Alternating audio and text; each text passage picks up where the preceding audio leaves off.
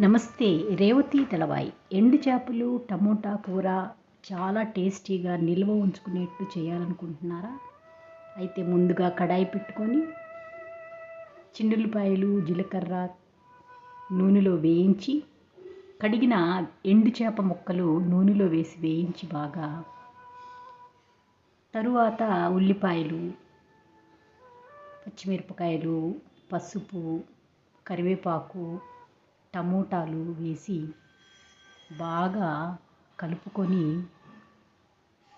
శుభ్రంగా నీట్గా కడిగి పెట్టుకున్న టమోటాలను ముక్కలుగా చేసి కూరలో వేసుకొని కొద్దిగా ఉప్పు వేసి బాగా కలుపుకోవాలండి. కలుపుకొని 10 నిమిషాలు ఉడకనివ్వాలి. ఉడకనిచ్చిన తర్వాత కొద్దిగా కారం వేయాలండి. కారం వేసి బాగా కలుపుకోవాలి. ఈజీ అండ్ సింపుల్ టమోటా ఎండు చేపల కూర రెడీ.